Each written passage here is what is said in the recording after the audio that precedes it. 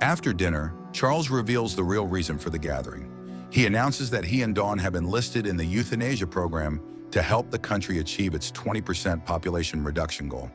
He explains this is why he wanted the dinner to be adults only and asks Mia to go upstairs. Jared questions their decision, pointing out that they don't need the financial incentives offered to volunteers. Charles explains that after reporting on the extinction of the Amazon rainforest due to fires, he realized the planet cannot sustain more people. He adds that if no one volunteers and the government is forced to randomly select people, he would never forgive himself if any of his children were chosen.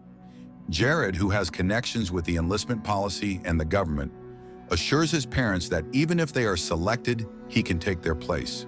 This makes their early sacrifice unnecessary.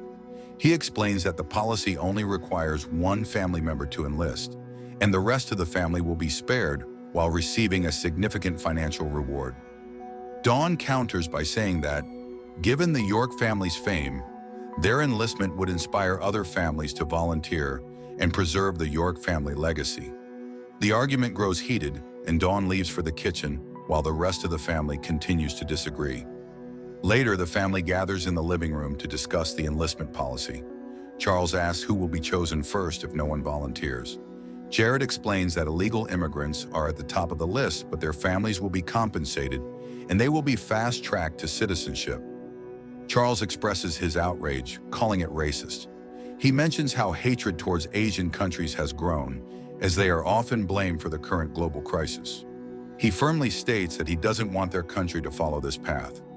Charles also reveals a painful truth about Dawn's restaurant, explaining that it wasn't closed but burned down by racist attackers. This incident left Dawn deeply depressed. During the discussion, Ashley accidentally mentions Noah's girlfriend, catching Charles's attention. Noah then admits he is dating a woman named Grace and reassures everyone that she is nothing like his past girlfriends who were drug addicts.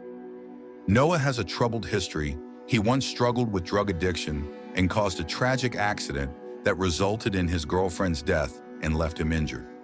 Now he tells Charles that he has turned his life around. He shares that he has a job playing piano at the place Grace manages.